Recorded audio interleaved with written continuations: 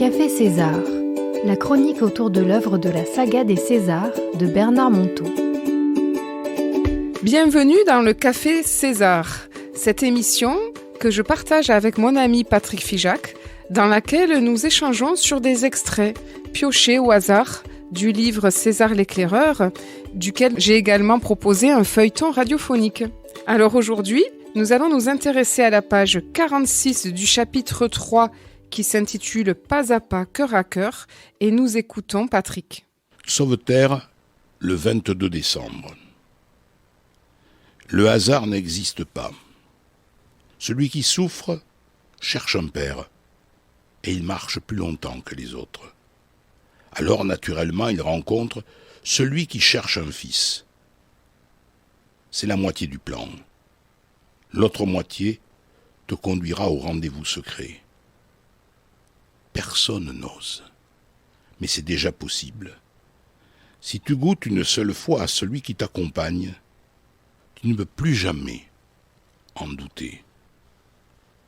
Que le jeu te garde vivant. Si le mot jeu, J-E, ne t'indispose pas. César.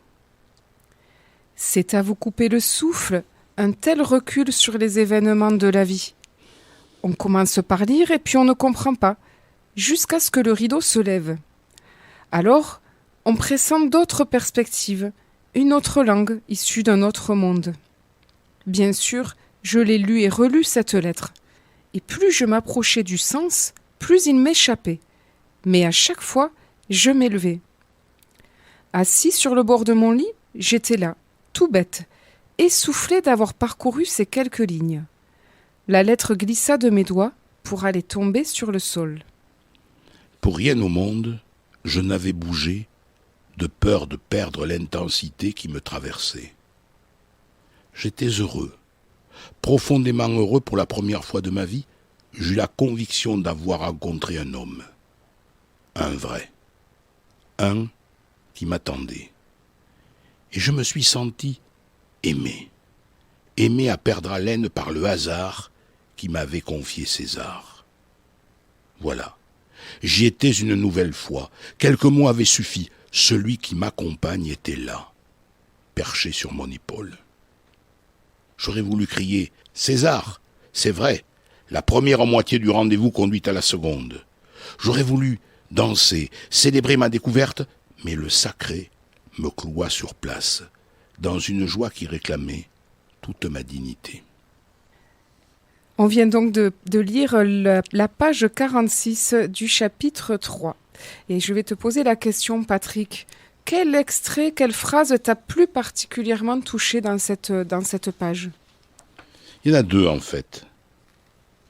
La première, c'est « Le hasard n'existe pas ». C'est extraordinaire, parce que toujours, on parle du hasard et on dit « Mais il n'y a pas de hasard ». Notre passé, finalement, conduit à notre futur. Mais, ce qu'on sait aujourd'hui, et on en a déjà parlé sur cette antenne, qu'on peut aller du futur vers le passé, à condition, finalement, là aussi, de pouvoir modifier le passé. Et c'est possible. Donc, quand on dit le hasard, on aurait peut-être dit les probabilités, ou le probable.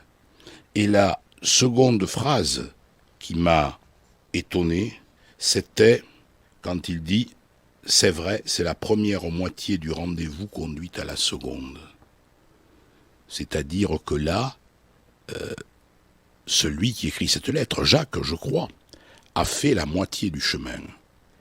Et dans la mesure où je connais en quelque sorte la révélation, en quelque sorte, elle finit par s'incarner dans le corps.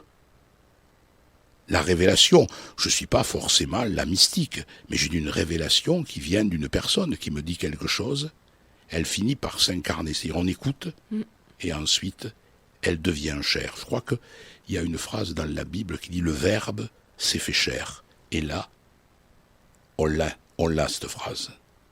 Le Verbe s'est incarné. Et c'est intéressant parce que ça me renvoie à cette actualité brûlante où on a assassiné 3 personnes dans une église. Et quand je parlais de cette phrase, je me disais, mais au fond, qu'est-ce que la religion ? Ou plus exactement, pour ne pas heurter les non-croyants, qu'est-ce que la spiritualité ? Et si je te demande, Myriam, qu'est-ce que la spiritualité et quelle définition donnerais-tu à la spiritualité ? Intéressante question. Pour moi, la spiritualité, elle n'est pas liée à la religion obligatoirement. Je pense que tout homme a besoin de sacré. Tout homme a besoin de croire en quelque chose. Je dis pas quoi. On a tous besoin d'avoir une envie d'être meilleur. Et c'est peut-être simplement ça, la première des fois. Et celle-là, elle n'a pas besoin de religion. Alors tu as prononcé un mot. Tu as dit « a besoin de sacré ». Pour toi, Myriam, c'est quoi le sacré ? Et après, je te donnerai ma définition. Pour moi, le sacré, c'est... Alors, il y a beaucoup de choses dans le sacré. Il y a un rapport à quelque chose qui nous dépasse. Il y a quelque chose aussi dans l'attitude d'une personne.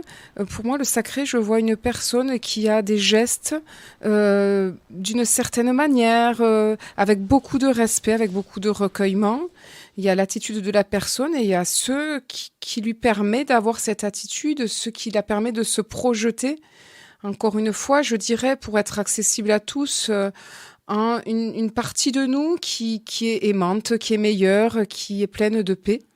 Et après, ça peut s'incarner selon différentes traditions, selon les différentes sagesses. Elle peut prendre plein de noms différents.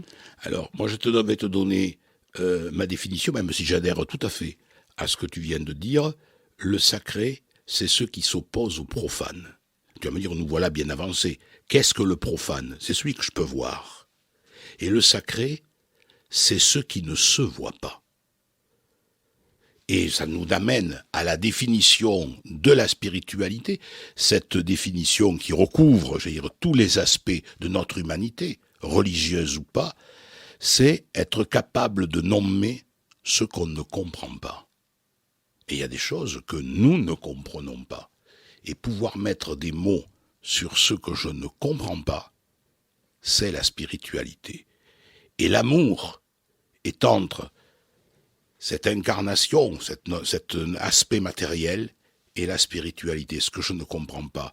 Et entre la matière et la spiritualité, il y a l'amour.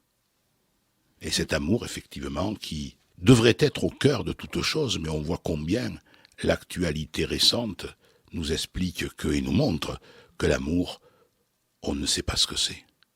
Ça demeure indéfinissable.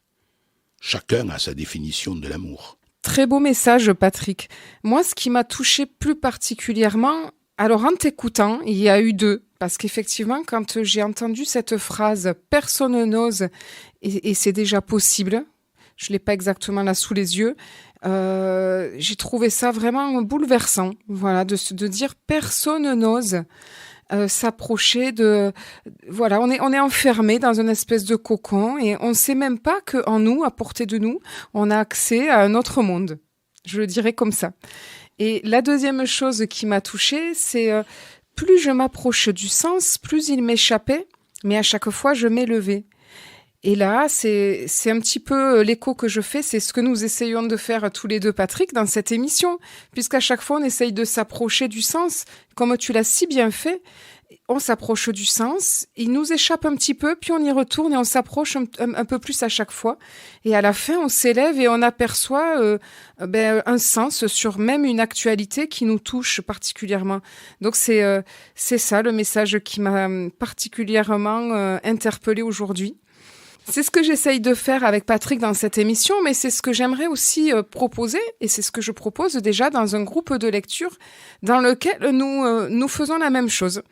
Et nous essayons d'apercevoir, de réveiller les images inspirées par cet extrait et qui nous concernent à nous personnellement, qui concernent l'actualité du monde et puis qui peuvent conserver notre vie et faire des petits pas et aussi apprendre à jouer. Parce qu'il y a aussi dans cet extrait que le jeu te garde vivant. Et aujourd'hui que nous sommes confinés, qu'est-ce qu'il y a d'autre à faire que d'essayer d'enchanter nos vies et de mettre du sens ? Chers auditeurs, je vous donne rendez-vous la semaine prochaine et je vous souhaite une belle semaine.